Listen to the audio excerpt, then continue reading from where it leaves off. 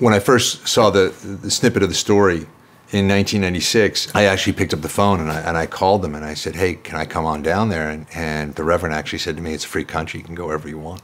You know, over 20 years, we've been through a lot of different eras and ups and downs and different things that are important, but one thing that's always remained buoyant is this project.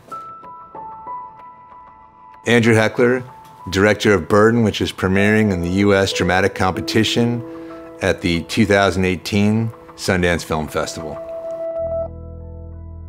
I always say it's about Mike Burden. It's about a man. He's been wrapped in a family that's built on hatred.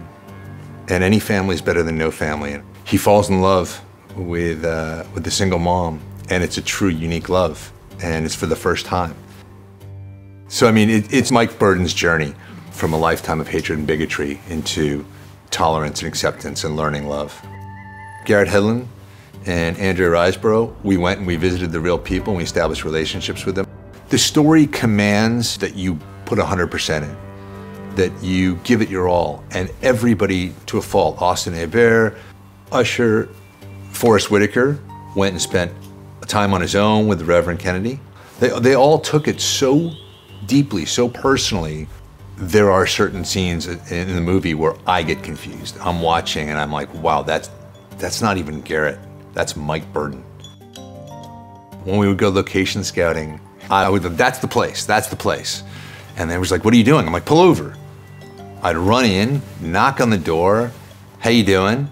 We're making a movie down here and your place is, we're looking for a chaotic place with a lot of stuff around. And this woman said to me, so you looking for a shithole?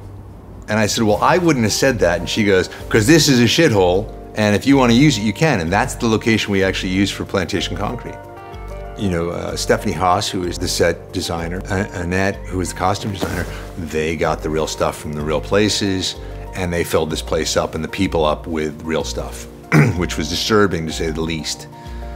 But what was more disturbing is when I got a phone call from Stephanie at 10:30 at night saying, you have to come. We're here, it's late.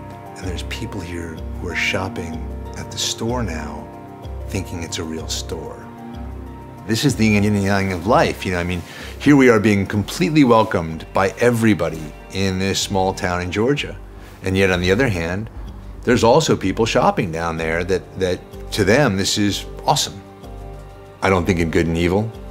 I think if you're gonna make a good and evil movie, you throw some capes on them and have them fly around in the air, and that's what you do. But if you're making movies about people, you know, they have to be well-rounded characters, and I think you have to be able to empathize with all of them. And that's what Burden tries to do, is it tries to understand it a little bit and go, well, maybe it's not evil, but maybe we can, you know, figure out how to change it a little bit.